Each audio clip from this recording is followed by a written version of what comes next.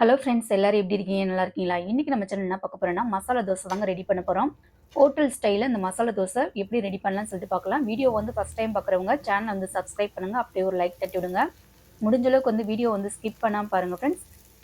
மசாலா தோசைக்கு வந்து stuffing ready பண்ணிக்கலாம். அதுக்கு ஃபர்ஸ்ட் வந்து உருளைக்கிழங்கு எடுத்துக்கலாங்க. உருளைக்கிழங்கு வந்து நல்லா கழுவி எடுத்துட்டு வந்தாச்சு. இந்த உருளைக்கிழங்கு வந்து ரெண்டு ரெண்டா கட் பண்ணிக்கலாம்.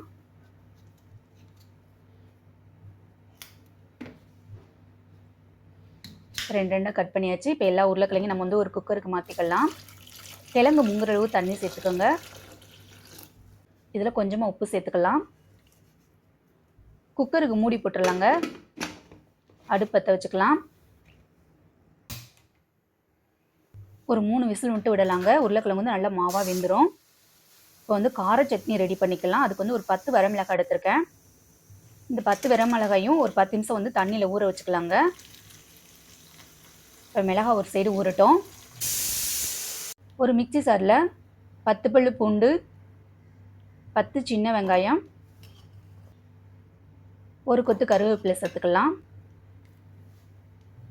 இது கூட வந்து ஒரு அரை தக்காளி பழம் சேர்க்குறேங்க. பெரிய பழமாக இருந்தால் அரை தக்காளி சேர்த்துக்குங்க. சின்ன பழமாக இருந்தால் ஒரு பழம் சேர்த்துக்கோங்க. இப்போ மிளகாயும் சேர்த்து கொஞ்சமாக உப்பு சேர்த்து அரைச்சி எடுத்து வந்துடலாங்க. இந்த மாதிரி பேஸ்ட்டாக அரைச்சி எடுத்துக்கோங்க. இது தனியாக இருக்கட்டும். உருளைக்கிழங்கும் வந்து பார்த்திங்கன்னா நல்லா வெந்திருக்குங்க. ஓப்பன் பண்ணி பார்க்கலாம். தண்ணியை நிறுத்திட்டு உருளைக்கிழங்கு ஆற விட்டு அப்புறம் உரிச்சு எடுத்துக்கலாங்க.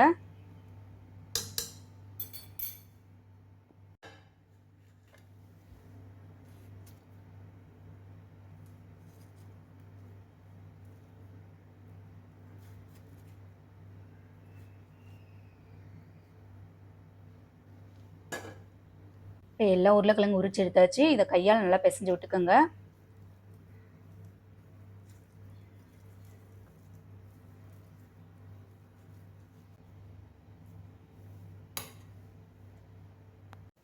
அடுப்பு பற்ற வச்சுக்கலாம். ஒரு கடாயில் கொஞ்சமாக எண்ணெய் சேர்த்துக்கோங்க.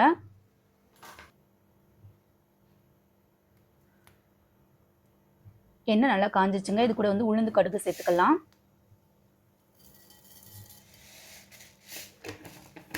உளுந்து கடுகு நல்லா பொரிஞ்சிருச்சு. நான் 1 டேபிள் ஸ்பூன் வந்து கடலைப்பருப்பு சேர்க்குறேன். இது நல்லா பொரியட்டுங்க. இது கூட வந்து 1/4 டீஸ்பூன் வந்து பெருஞ்சீரகம் சேர்த்துக்கலாம். பெருஞ்சீரகம் நல்லா பொரிஞ்சிருச்சு. நான் 2 பெரிய வெங்காயம் கட் பண்ணி வச்சுருக்கேன். அந்த வெங்காயத்தை சேர்த்துக்கலாம். வெங்காயம் சேர்த்தோன்னே இது கூட வந்து ஒரே ஒரு பச்சை மிளகாய் சேர்க்குறேங்க. எல்லாத்தையும் நல்லா வதக்கி விட்டுக்கலாம்.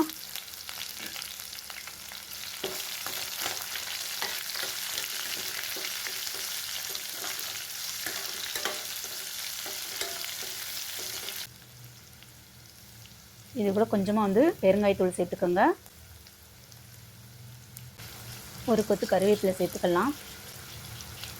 அரை டீஸ்பூன் வந்து மஞ்சள் தூள் சேர்த்துக்கோங்க. இதோட பச்சை வாசனை போகிற அளவுக்கு நல்லா வதக்கி விட்டுக்கலாங்க.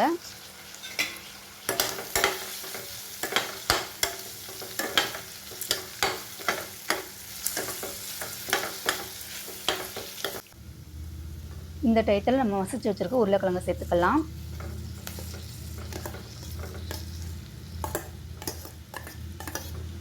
உருளைக்கிழங்கு சேர்த்துமா நல்லா பெரட்டி கொடுத்துக்கலாங்க.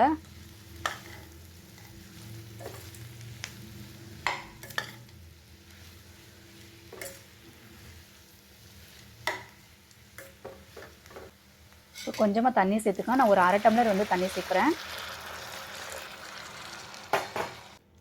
தண்ணி சேர்த்து நல்லா கிளறி கொடுத்துக்கலாம். ஆல்ரெடி வந்து உருளைக்கிழங்கு உப்பு சேர்த்து தான் வேக வச்சுருக்கோம். அதனால் கொஞ்சமாக வந்து உப்பு சேர்த்துக்கோங்க.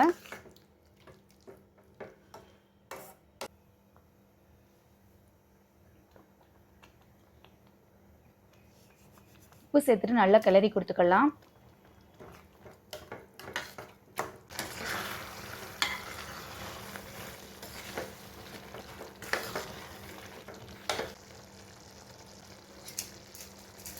ஃபைனலாக வந்து கொஞ்சமாக வந்து மல்லித்தலை மட்டும் தூவிக்கோங்க.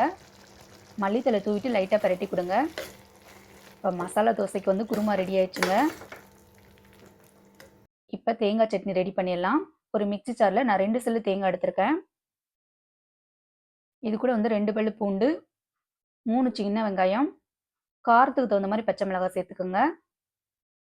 கொஞ்சமா கறிவேப்பிலை, இது கூட வந்து 2 டேபிள் ஸ்பூன் வந்து பொட்டுக்கடலை சேர்த்துக்கோங்க. கொஞ்சமா உப்பு சேர்த்து நம்ம இப்ப தண்ணி ஊத்தி அரைச்சு எடுத்து வந்துடலாங்க. அரைச்சு எடுத்துட்டு வந்தாச்சு. இதுக்கு ஒரு தாளிப்பு மட்டும் கொடுத்துடலாம். அடுப்பு பற்ற வச்சுக்கலாங்க. ஒரு கடாயில கொஞ்சமா எண்ணெய் விட்டுக்கோங்க. எண்ணெய் காஞ்சோனே உளுந்து கடுகு சேர்த்துக்கலாம். உளுந்து கடுகு நல்லா பொரிஞ்சிருச்சுங்க. இது கூட கொஞ்சமா வந்து பெருங்காயத்தூள் சேர்த்துக்கோங்க. ஒரு கொத்து கருவேப்பிலை மட்டும் சேர்த்துக்கலாங்க. இந்த தாளிப்பை நம்ம வந்து சட்னியோட மிக்ஸ் பண்ணி விட்டுடலாம். சூப்பரான தேங்காய் சட்னி ரெடி ஆயிடுச்சு. அடுப்பு பற்ற வச்சுக்கலாங்க.